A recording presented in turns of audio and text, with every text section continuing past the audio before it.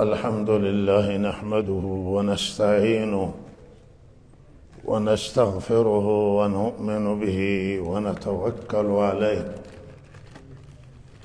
ونعوذ بالله من شرور أنفسنا ومن سيئات أعمالنا ونعوذ بالله من شرور أنفسنا ومن سيئات أعمالنا من يهده الله فلا مضل له ومن يضلله فلا هادي له وأشهد أن لا إله إلا الله وحده لا شريك له وأشهد أن سيدنا ونبينا ومولانا محمدًا عبده ورسوله صلى الله تعالى عليه وعلى آله وصحبه أجمعين. أما بعد، فأعوذ بالله من الشيطان الرجيم. بسم الله الرحمن الرحيم. من قتل نفسا بغير نفس أو فساد بغير نفس أو فساد في الأرض فكأنما قتل الناس جميعا ومن أحياها فكأنما أحيا الناس جميعا.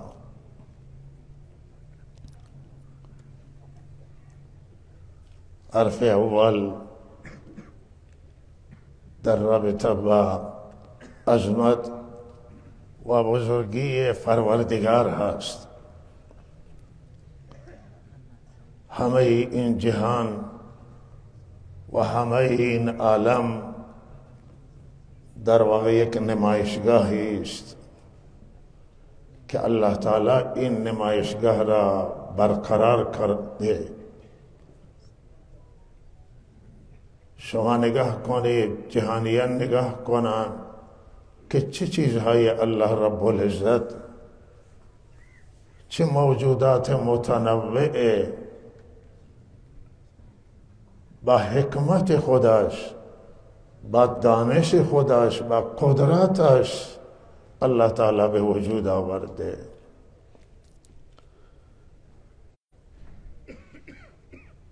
فکر می کردم در ذهنم آمد که این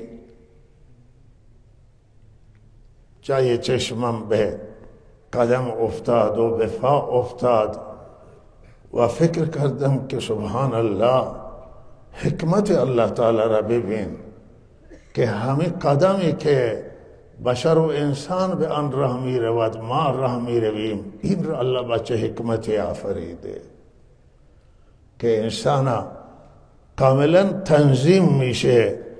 وقتی که به این قدم راه میره، به راحتی راه میره، در نشیب و در فراز و در زمین های هموار وقتی راه میره، کاملا این قدم او را نگهداری میکنه. بار انسان الله تعالی بر این قدم گذاشته است و همین قدم چگونه متناسب با این بار و این بار را میکشه بدون اینکه انسان بیفته به راست یا چپ، جلو عقب، نه، قدم او را نگاه میداره. نگاهی به گوسفند شد در فکر که حالا این گوسفند الله تعالی که بر حیوانات که بر 4 دست و پا راه میروند، اگر اینا را ما نگاه کنیم که الله تعالی اینها را سم داده به اصطلاح و اینها قدمشون کوچکه که به زمین گذاشته میشه، اما مال انسان 2 تا، مال حیوانات 4 تا و بسیار متناسب و حکیمانه. حیوان هم نمیفته، حیوان میتواند بدود، آهسته بره، راحت راه میره برین و بار حیوان این قدم های او، پاچه های او به اصطلاح و چگونه تحمل میکنن. شطور الله بارش را سنگین تر کرده و بزرگ بلنده. بعد شطور الله تعالی پنجه های داده که بار این شطور را بر همون پنجه هایی هست که او را تحمل میکنند.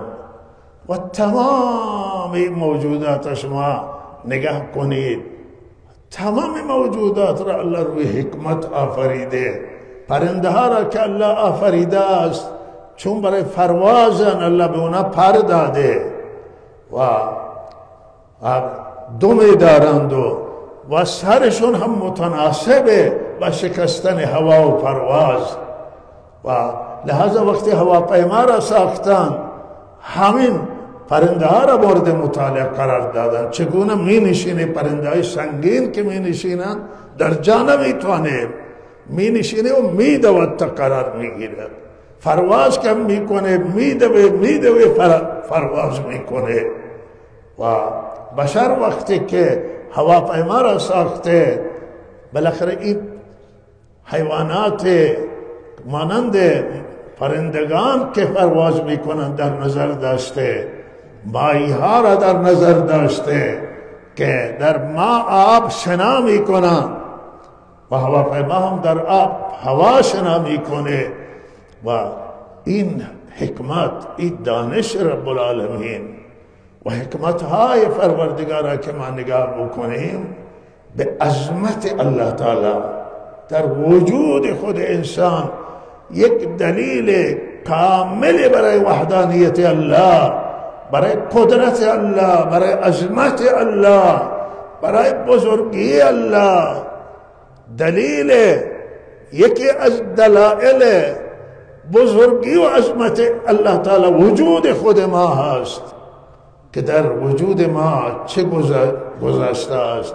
قلب نگاه کنید، کبد نگاه کنید، کلیه را نگاه کنید، معده را نگاه کنید، تمام جز این بدن نگاه کنید که تمام این بدن فرمان میگیره از مغز و الله تعالی مغز را بالا گذاشته در سر و او به تمام بدن فرمان میده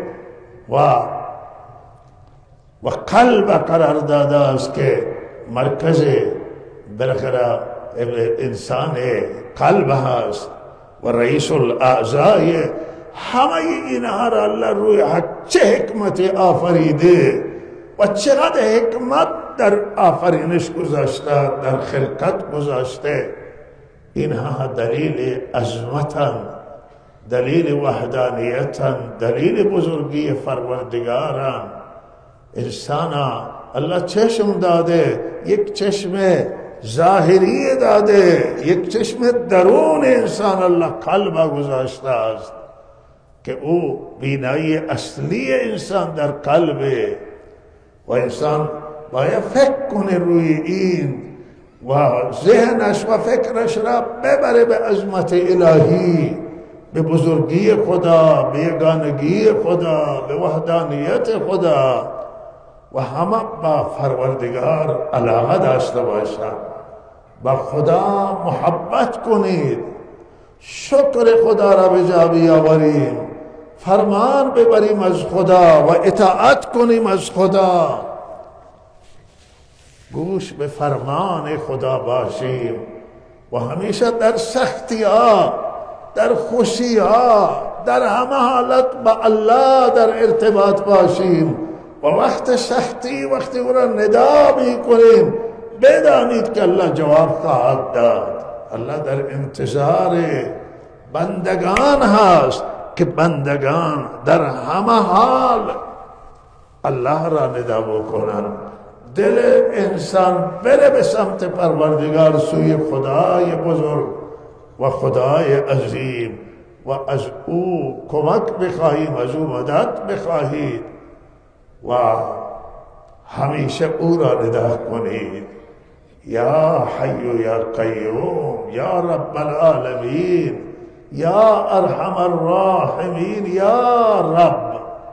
شما ربتون صدا بکنید و به اون واقعیه که یک بت پرست که بت پرستش میکرد و تمام زندگی یا صنم میگفت، یک بار اشتباهاً به زبانش آمد یا صمد. در طول زندگی که یا صنم بوتا صدا کرد نشنید جوابه، اما یک مرتبه که اشتباهاً به زبانش یا سبد آمد جواب آمد که بنده را الله جواب دادن لبیک عبدی، الله بندهش را جواب داد. الله مجیباً صفت الله تعالی که جواب میده، الله تعالی قریباً نزدیکاً میشنوند صداهای آهسته اراده ندای دل را، ندای زبان را و بندگان را فریاد رسی میکنند. یہ قرآن عظیم الشان آیه که خواندم مطلب بسیار بزرگی را بیان کرده است و الله تعالی می فرمایند که هر کسی که یک انسانی را بکشه، کشتن یک انسان به منزله کشتن همه انسانهای دنیا است. یک شخصی را کسی به قتل برسانه، مردم روی زمین را به قتل رسونده است. من قتل نفسا بغیر نفس او فساد فی الارض فکأنما قتل الناس جمیعا. یک انسانی را کسی بکشه که او انسانی را نکشته، قصاصی بر سرش نیست. و قرآن اینه برای آن خاطر میگه که اگر کسی قاتلش را بکشه، قاتل پدرش را، قاتل فرزندش را، قاتل برادرش را، این در این حکم نیست. ولی کسی که انسان نکشته، خون برگردنش نیست، اگر او را کسی بکشه، این به منزله آنه که همه انسانهای روی زمین را کشته است. و اگر یک انسانی را برعکس کسی که در معرض قتل و میخواهند او را بکشند نجات بدهد و سبب نجات او باشه، از دست قاتلین نجات بده، از دست رهزنان نجات بده، از دست کسانی که میخواهند او را قتل کنند نجات بده، همه انسانیت را نجات داده، همه انسانهای روی زمین. چقدر این جمله زیبایه. و شاید در فرهنگ های دیگر و در قوانین دیگر و ساخته بشر چنان چیزی وجود داشته نباشه که در قرآن عظیم الشان وجود داره، که یک انسان کشتن، یک انسان کشتن همه انسانهای برای چه؟ و نجات یک انسان، نجات همه. شما اگر یک انسانی را نجات دادید، 8 میلیارد انسان، 9 میلیارد انسان روی زمین نجات دادید. و اگر یک انسانی را به ناحق کشتید، خدای نکرده کسی کشت، خیال بکنید که 8 میلیارد انسان کشته است. این برای آن است که وقتی که یک انسان کشته میشه، قتل توی دنیا راه میفته. بسیاری چیزن که گناهن، معصیتن، ظلمن، که وقتی یکی انجام میده دیگران هم این کار را میکنن. کشتن انسان توی دنیا آسان میشه، کشتن انسان توی دنیا رواج میفته، رایج میشه. بسیاری چیزن که سخته، ولی وقتی که یکی انجام بده دیگری میگه که ای آسانی، مشکلی نیست، من هم مخالف و دشمن خود را بکشم. دیگران هم فکر میکنن که فلانی کشته، ما چرا نکشیم؟ قتل ناحق را میفته. ولهذا قتل یک انسان، قتل همه انسان است. نجات یک انسان، نجات همه انسان های روی زمینی. برای اینکه وقتی شما رو نجات دادی از قتل جلوگیری کردی، قتل اتفاق نیفتاد. وقتی کات اختلاف اتفاق نیفته دیگه این ترویج نمیشه قاتل و جلوگیری میشه. از شما جلوگیری از قتل کردید که یک انسان در معرض قتل بود، شما او را از دست قاتلان گرفتید و نجات دادید. امروز قتل در دنیا خیلی زیاده و این بزرگترین تهدید قتل برای بشریت معنای آیا اینانه که از تهدیدهای مهم برای جامعه انسانی و جامعه بشری قتل. پیام آیا آن است که همه باید از قتل جلوگیری کنند، همه در مقابل قتل بیستند، با قتل مخالفت کنند، با جنگ مخالفت کنند، با کشتن انسانها مخالفت کنند. گناه هم اینطوره. وقتی گناه ظلمی توی دنیا انجام میگیره، دیگر انسانهایی که در اونها انگیزه ظلم موجوده شروع به ظلم میکنن. یک راهزنی که انجام بگیره، سرقت، دیگه افراد بلند میشن برای فلانی سرقت کرده من چرا نکنم، فلانی راهزنی کرده من چرا نکنم. ولهذا همیشه باید مانع بود از قتل و از فساد و از گناه ها، از ظلم مخصوصا. ظلم از گناه های بسیار سنگینه. بعض گناهان که گناهان خلاف شریعتن، خلاف عقلن. هرچی که خلاف شریعت باشه در واقع خلاف عقل هست، اگر فکر صحیح باشه و عقل درست باشه. اما این گناه ها، بعض گناه ها شخصی انسان مرتکب میشه، این هم گناه داره چون که نافرمانی خدا است، اما گناه شخصی انجام میده. ولی یک گناهی نه، گناه متعدیه، گناهی که به دیگران انجام میگیره، مال کسی را میخوره، مال کسی را میبرد، به کسی ظلم میکنه، کسی را میزنه، دستی را میشکند، پای را میشکند. این ظلم خیلی سر الله سنگینه. ظلم کردن به دیگران، به حقوق انسان ها توجه نکردن، به حق همسایه، به حق مردم، به حق انسانیت. مسئله مسلمان مطرح نیست، انسان مطرحه، انسانیت مطرح است. انسان هر انسانی باشه، دارای هر عقیده باشه، دارای هر مرام و فرهنگ باشه، انسان و حرمت داره، حقش محترمه، نباید کسی به مال او دست دراز بکنه. و بر من خیلی سخت میشه که این مطلب که یک حق یک غیر مسلمانی را مسلمان ضایع بکنه، بر من خیلی سخت میشه.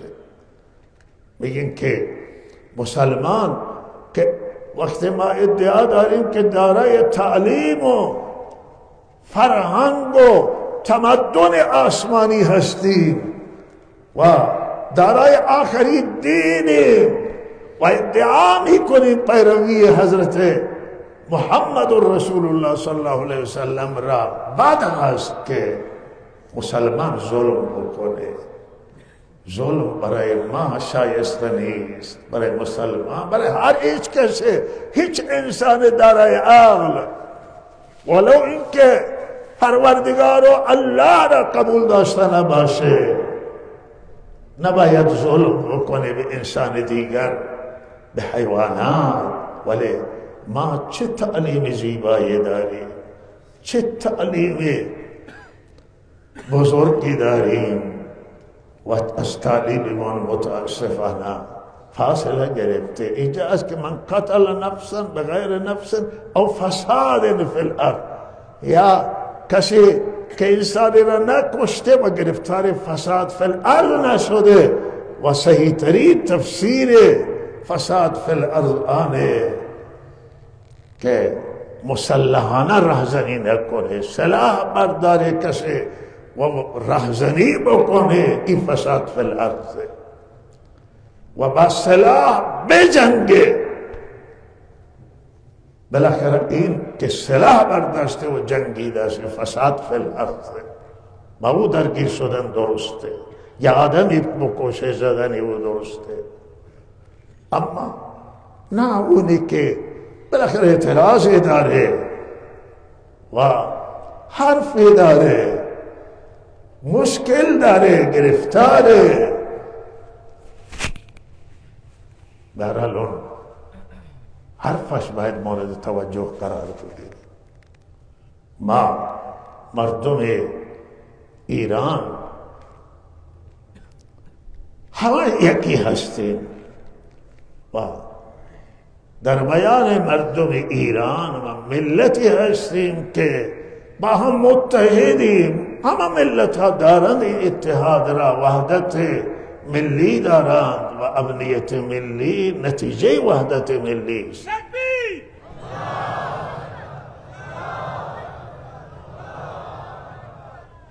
ما از نیروهای مسلح گرفته و از همه مسئولان گرفته تا ملت و مردم گرفته همه ایرانی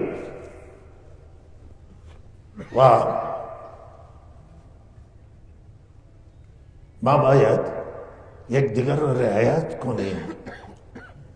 نباید از مردم کسی مأمور را بزنه و بکشه و نباید ماموران و نظامیان مردمی را بکشن. همه ایرانیان، همه خون ما همه یکی هست و الله هم همین فرموده که شما هیچ کسی را که انسانی را نکشته نکشی، سلاح بر نداشته و نجنگیده نزنی.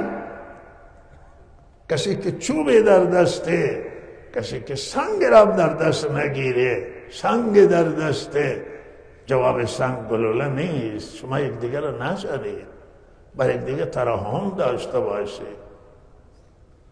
ما همیشه این صحبت هم بنده به همین زبان ضعیف هم کردم و هم از دیگران هم شنیدم که این صحبت هم می کنند که انقلاب اسلامی سال 57 با خیزش مردم، با حمایت مردم، علما و دانشگاهیان، بازاریان، همه طیفه همراه شدند و انقلاب فیروز شد. انقلاب با مردم آوردن، حالا به قیادت رهبر فقید انقلاب اسلامی با مشارکت علما، دانشگاهیان، هنرمندان، اندیشمندان، نخبگان، همه با متحد شدن انقلاب فیروز کردن. جمهوری اسلامی را هم ملت آورده، رای داده ملت،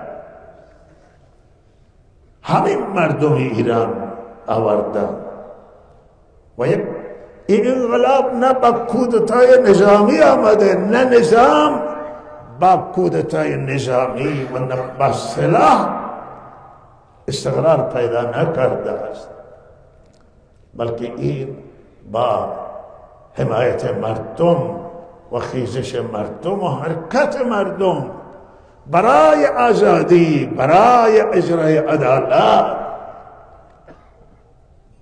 برای اینکه وضعیت مردم، معیشت مردم تغییر پیدا بکنه، برای اینکه مردم به سرنوشت خودشان حاکم بشن،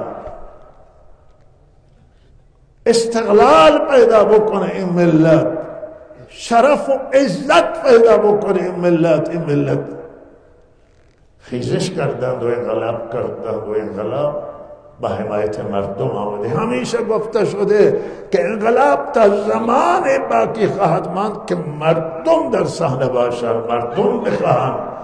نظام تا او زمانه قابل بقایه که مردم حامی او باشن، با سلاح نمیشه، با نظامیان نظام نگهداری نمیشه، با قدرت نمیشه، با زندان نمیشه. باید حمایت مردمی باشد تا این انقلاب ادامه پیدا بکنه، تا این نظام ادامه پیدا بکنه. اگر مردم ناراض بشن، اگر مردم نخواهند، باید نگاه کرد که مردم چه میخواهند. نگهداری یک نظام تا او زمان ممکن هست که ریشه مردمی داشته باشه و حامی مردمی داشته باشه، و اگر مردم ناراض بشن و نخواهند مشکل میشه نگهداری هر نظامی توی دنیا باشه، هر سیستم توی دنیا باشه. و روی ما معتقدیم که مسئولان به مردم بشینند، مدیران کشور، مدیران ارشد کشور، رهبران با این ملت بشینند و ببینند که ملت چه میخواهد، چه میگوید و به چه صورت میتوانند رضایت مردم، موافقت مردم را جلب کنند.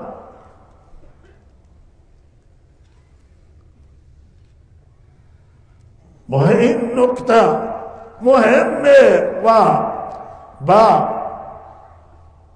کشتن مردم، با اعدام کردن مردم، با نشان دادن سختی و خشونت مشکلات بیشتر میشه، ما متضرر میشیم. مردم ایرانن و مردم ایران برای همه ما عزیزن. اگر ما از هر طرف کشته بدیم، اگر ماموران ما، اگر نظامیان ما، اگر انتظامی ما، اگر بسیجی کشته بشه، هم از ما رفته، و اگر مردم کشته بشن هم از ما رفتن. بهتر عاقلانه است ملت ایران، ملت و مردم ایران به طور کلی مردم هوشمندند، عاقلان با گفتگو و با گفتمان و مذاکره هر مسئله شون حل میکنن.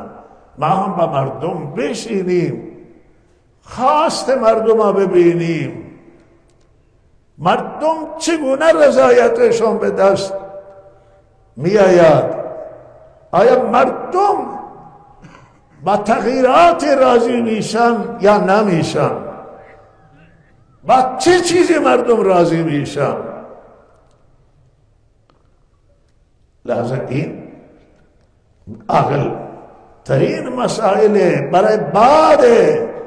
حالا این مسائل هرچه که خدا بخواهد همون میشه، غیر از خواست خدا اتفاق نمیفته. هر نظری که الله داشته باشه همون نظر واقع میشه، ولی بعد این مرد باید با هم زندگی کنه. همه چیزی که برای همه ما مهمه، دین مهمه، که دین در دنیا باید باشد. حالا یک حکومت دینیه و یکی دینه. این دین قبل از حکومت دینی هم بوده. اینجاست، افغانستان، هر جای دیگه از این کشورها، نقطه مهم حفاظت خود دینه و بقای خود دینه. نباید دین فدای حکومت بشه. دین فدای نظام نکنیم، نظام فدای دین بکنیم.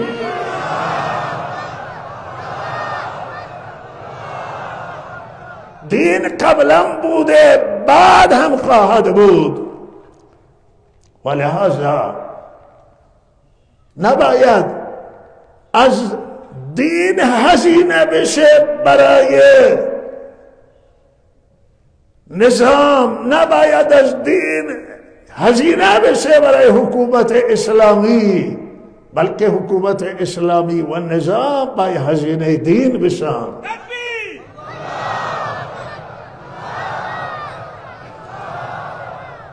دین حفاظت بشه، دین نگهداری بشه. حکومت اسلامی خوبه تا او زمانه که همه مردم بخواهند، اکثریت مردم بخواهند، ملت بخواهد، و اگر عدالت و اجرا بشه، اگر آزادی بود، اگر عدالت بود، اگر اون چی که خواست مردمه به خواست مردم توجه می شد، نظام تا 100 سال هم می ماند، تا بیشتر هم می ماند، اگر ما می توانستیم که عدالت تا اجرا کنیم، آزادی را اجرا کنیم.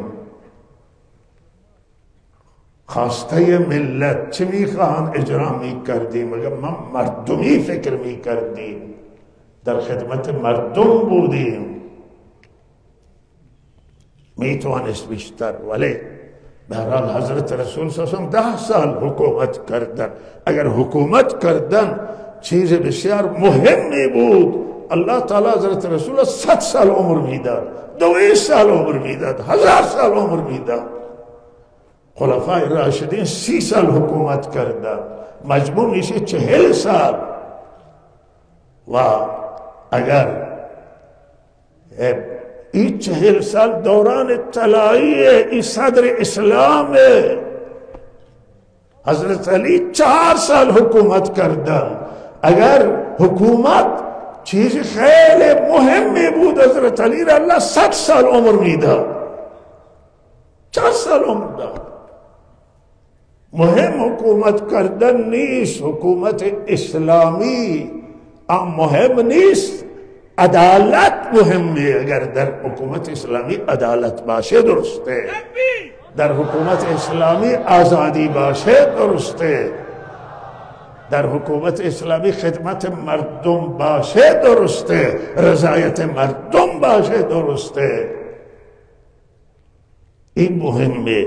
و الا حضرت علی رضی الله تعالی فرمودن که حکومت برای من هیچ ارزش نداره، هیچی ارزش نداره. حضرت علی فقیرانه زندگی کردن، فقیرانه حکومت کردن، و همه خلفای راشدین ثروت جمع نکردن برای خودشون.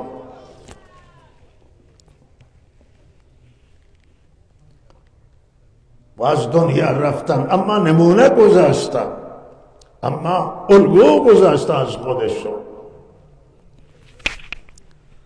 روی این از سروران که ما توصیه منانه که دین اون چی که سر ما سخت دین گریزی، فرار از دین، لحاظا ما ببینیم که مردم ما فرار از دین نکنند، مردم از دین بدبین نباشند، مردم از حضرت رسول بدبین نباشند، از بزرگان، از صحابه، از اهل بیت بدبین نباشند، از دین فرار نکنند. و این مهم، مسئولان امر این نکته را نگاه کنند که مردم ایران مسلمانند، از دین ما بدبین نباشند. بده اگر با عمل کرده خودم مردم از دین بدبین بکنند، این گناه نابخشودنی است. و مسئولان امر، علمای اسلام، از شیعه و سنی، نظامهای اسلامی در هر نقطه از دنیا باشند، اگر مردم از دین فراری بدن، این گناه نابخشودنی نزد الله است. نباید نفرت بدن، از دین فراری بکنن، مردم در تنگنا قرار بگیرن و از دین بدبین باشن.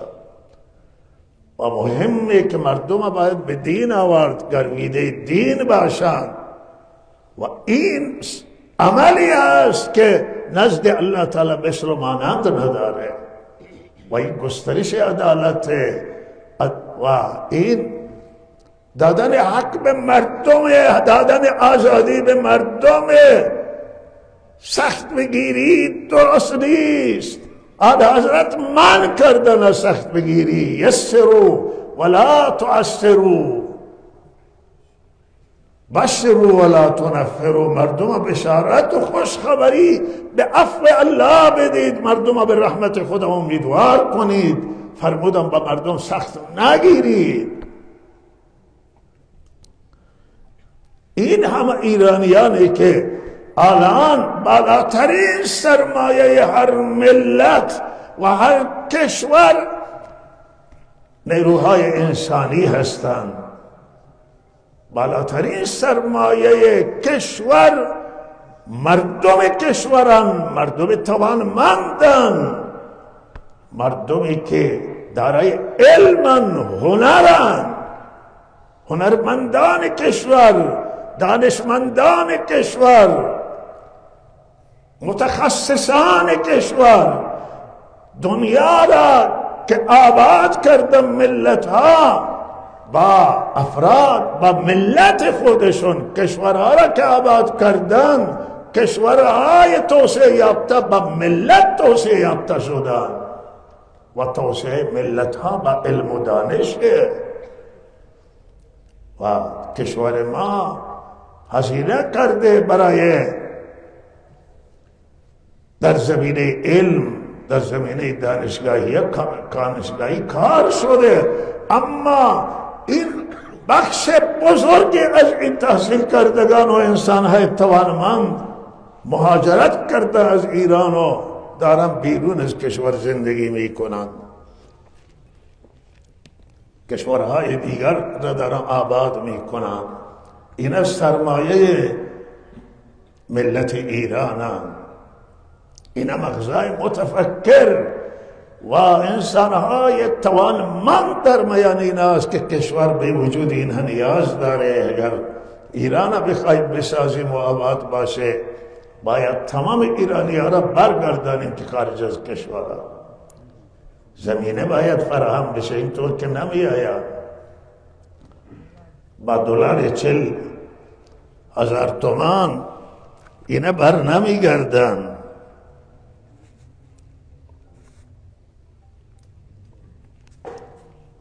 بالاخره باید این اقتصاد درست بشه، باید تغییرات شکل بگیره، باید تحولات بیاید.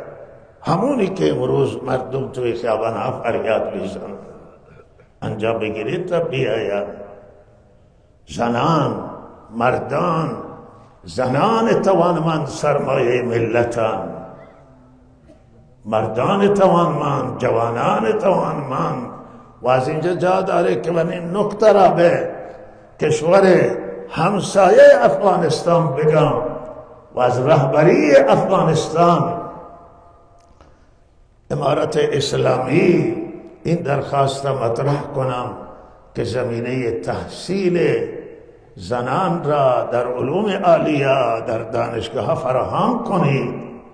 این خواست مردم نه تنها اروپایی ها، امریکایی ها، دنیای دور، این خواست همه علما و ملت هست.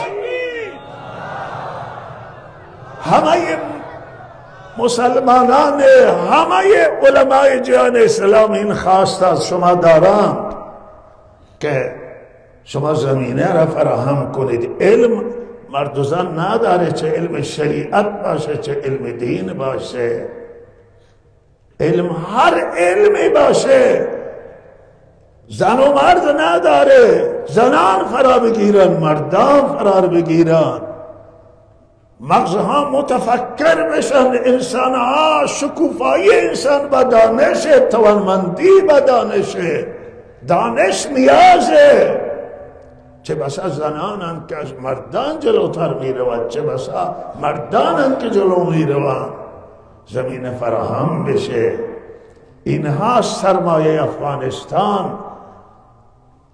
دانشمندانند، توانمندانند، علماهند، علم دین کسب کنند، علم روز و عصریه را کسب کنند، دین را بسازند، دنیا را بسازند، آخرت را بسازند.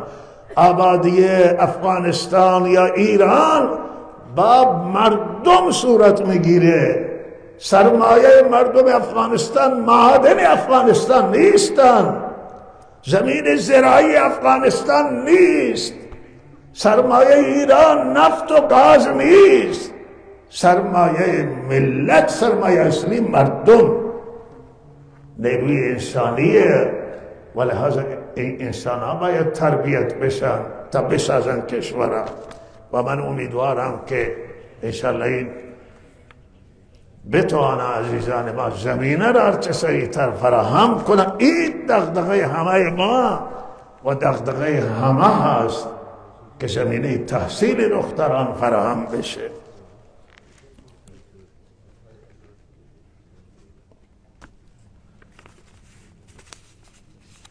و توصیه ما آنه که سختی پایان داده بشه،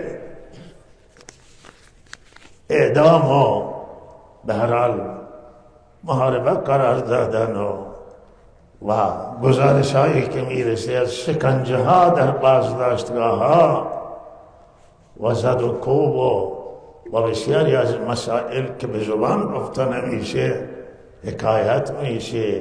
من گاهی فکر میکنم که چه کسی باز مجوز این مسائل داده است.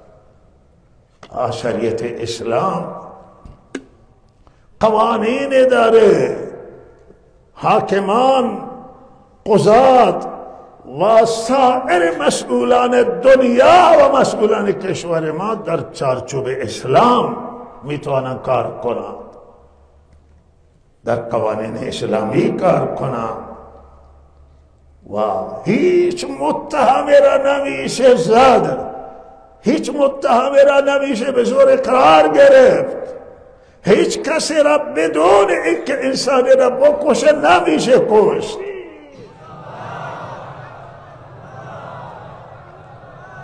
هیچ حاکم اختیار نداره از جانب خدا و نمیتونه که بالاتر از قانون خدا عمل بکنه. و در کشور ما هیچ کسی نمیتونه بالاتر از قانون باشه. هر اختیاراتی که قانون داده، اینجا کشور ما بالاترین چیز قانونه و هر کسی از مسئولان در چارچوب همین قانون و اصل قانون خدای در کشوری که اسلامی باشه آنجا قانون خداست. ولهذا هر قانونی که خلاف قانون خدا باشه هم اعتباری نداره.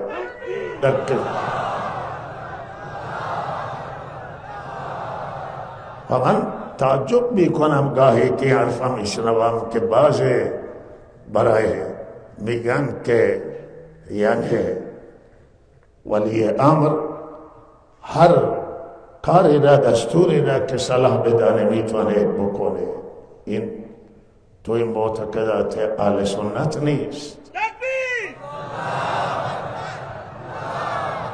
به اعتقاد اهل سنت حضرت رسول صلی الله علیه وسلم که بالاترین شخصه، او را هم قرآن میفرماید که و ما ینطق عن الهوى ان هو الا وحی یوحی. پیامبر هم هیچ حرف از خودش نمیزنه مگر وحی باشه.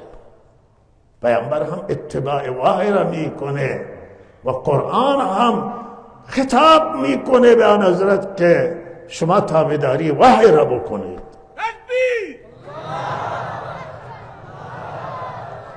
پیامبر منتظر وحی بوده و هیچ حکمی از جانب خود صادر نکرده تا وحی نیامده، منتظر وحی بوده. پرسیدم بسیاری مسائل، گفتن که من منتظر وحی میامم. ولهذا ولی امر به نظر ما و اعتقاد اهل سنت در هرچه که خدا دستور داده. نمیتونه نماز را تعطیل بکنه، هیچ ولی امر نمیتونه. امر الله نماز کسی تعطیل نکرده، ولی این بحث علمیه و هیچ اولی الامر نمیتونه دستور قتل کسی را بده تا انسانی را نکشته تا شریعت مشخص نکرده است.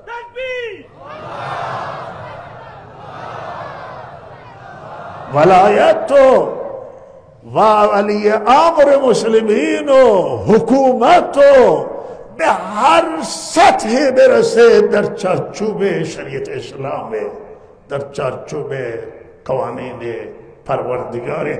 هیچ مصلحت توی دنیا بالاتر از مصلحت اسلام نیست.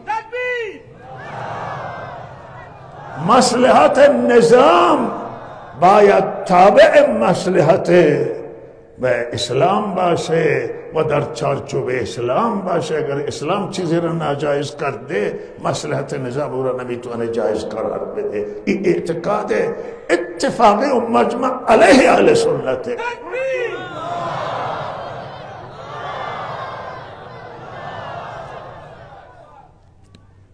معتقدیم که ولی امر حاکم در چارچوب قرآن، در چارچوب سیره آن حضرت، در چارچوب شریعت اسلام، یک سر مو، یک تار مو هم حاکم نمیتونه شریعت رد بشه. باید پایبند شریعت. وقت زیاد رفت و حرفا ماند و به هر حال ما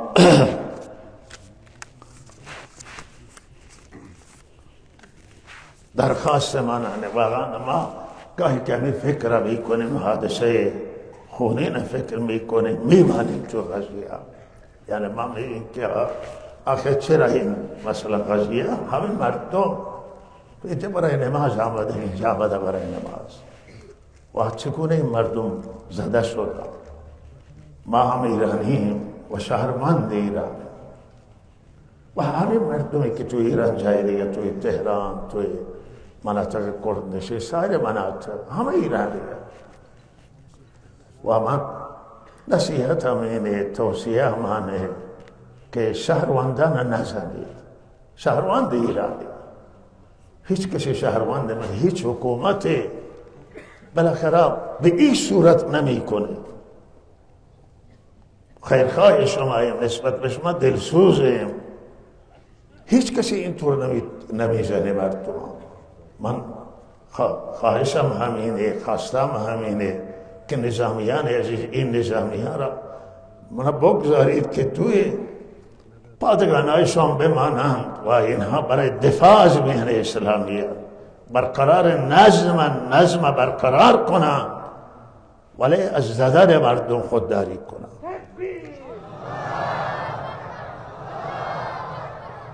اگر شما برای کسی نظامی را به قتل برسانه، بسیجی را قاتل قصاص گرفتید، عدالت اجرا کنید، مردم هم هر کسی که کشته، باتون زده کشته است، گلوله زده کشته است، بدون جهت کشته، کشتنش جایز نبوده، او را هم قصاص بگیرید.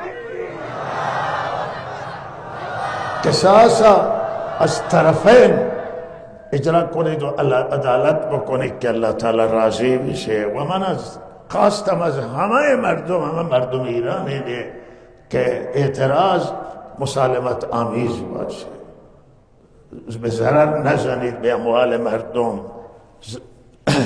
به نظامیان حمله نکنید، نظامیان سنگ و کتک نزنید و اعتراض مسالمت آمیز باشه، به خشونت نکشه و اختشاش نشه. مسالمت آمیز حرفتون بزنید و بخواید رفع مایی بخونید، بخواید تجمع بکنید، توی قانون آمده است و این در همه دنیا درسته و بالاخره خواسته تون مطرح کنید و ما توصیه ایمان به مسئولان امانه که بالاخره به این مردم ملت خودتون هم ترحم بکنید و اینها زندانان زندانی سیاسی را بازداشتی های اخیره همه ویل کنید و صلح کنید نخواه و بسیرید با این صحبت بکنید که با چه چیزی راضی میشه رضایت این ملت باید گرفته بشه مردم مشکل دارن مردم گرفتارن مردم خواسته دارن مردم میخواهند که خواسته های مهمی دارن این شنیده بشه و از مولانا گرگیز حافظه الله که یکی از علمای واقعا برجسته و دلسوز مردمه و مردم خواستند از ما هم خواستند مردم که شما مولانا گرگیز بگید که سالش تمام شده و اون نماز جمعه را که قبلا داشته از سر بگیری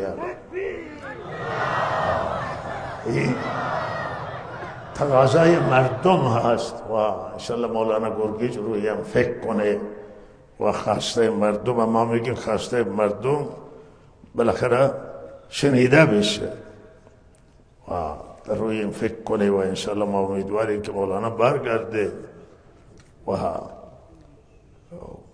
از خطبه های خود سخنانش مردم بهره‌مند به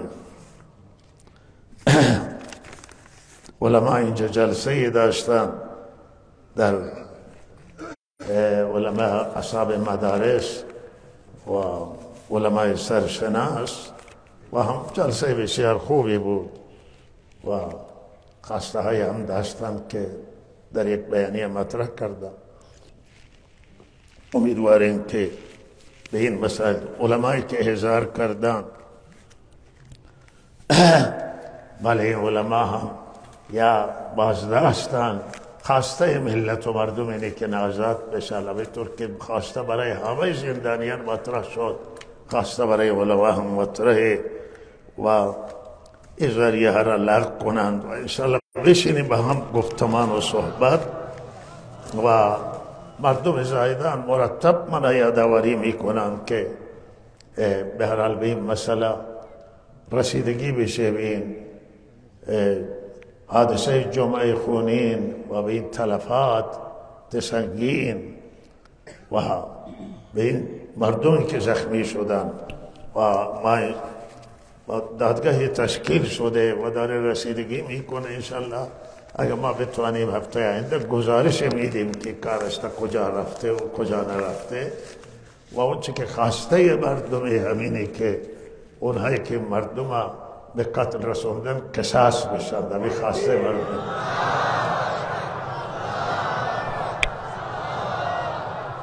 و صلی الله علی سیدنا محمد و آله و سلم